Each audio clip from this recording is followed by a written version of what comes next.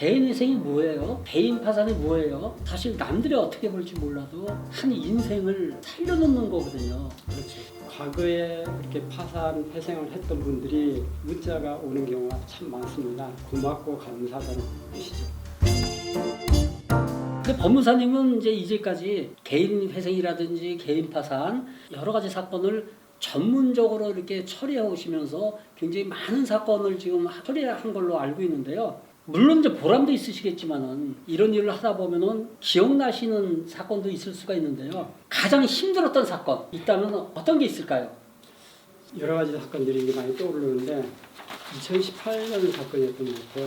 고양시에 이제 아파트가 한 채가 있고 아파트 값이 그때 당시로 3억 7천 정도 됐었던 것 같아요. 그리고 거기에 근저당 채무가 1억 9천 정도 있었으니까 본인 재산으로 보면은 1억 8천 정도의 청산 가치가 나오죠. 자, 그런데 그 다른 또 재산이 있었습니다. 뭐 선산 부분이 3,100만 원 정도 있었고, 그다음에 퇴직금이 3,200 정도 있었고, 자동차가 2,700 있었고, 대략 그 부분만 합쳐도 1억 정도의 청산 가치가 나오는데요. 아파트까지 합치면은 2억 8천 정도의 청산 가치가 나오죠. 사정은 너무 딱하고 안타까운데 진행할 수가 없는 부분이 청산 가치가 너무 커져 버리니까 변제 금액이 너무 커질 거 아닙니까? 물론 소득도 540만 원 정도의 소득이 있었어요. 급여 소득으로.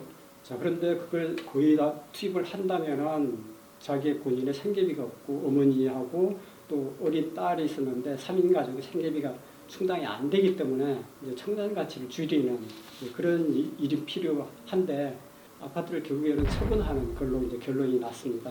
그래서 아파트를 처분하고 전세로 이사를 하고 이렇게 진행하기로 했는데 진행하던 중에 9.13 대책이라고 아시죠? 네. 9.13 부동산 대책이 나와서 아파트가 매도가 안 되는 겁니다.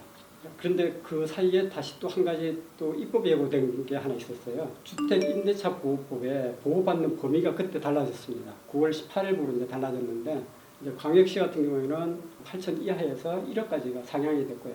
수도권 관리 억제 권역이죠. 그다음에 면제재산 범위가 3,400으로 이제 증가가 된 것이죠. 그래서 보증금 1억으로 이사를 한다면 3,400을 면제받는 재산이 될 것이다. 이렇게 해서 그대로 실행을 했는데 이제 시간이 자꾸 흐르다 보니까 채무 독촉은 점점 심해지고 어떻게든 해결해야 되는 부분이었었는데 채무가 형성된 과정이 도박이었습니다.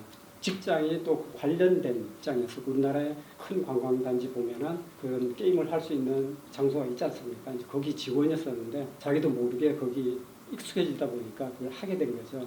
이런 채무였었고 그다음에 이제 가족 중에서도 애지중지한 그런 아들이었어요. 아버님은 돌아가시고 어머니 한 분과 누님 한 분이 있었는데 이 두 분이 하나밖에 없는 아들과 남동생 잘못될까 봐서 뒷바라지를 엄청 많이 해줬고 나중에는 가지고 있는 아파트마저도 넘어갈 것 같은 그런 느낌이 들어서 결국에는 누나가 그걸 매수하기로, 그러니까 그동안에 누나가 또 자금 지원을 엄청 많이 해줬었거든요. 그래서 누나가 매수를 하고 그다음에 동생이 더 이상 아파트 담보로 대출 못하죠.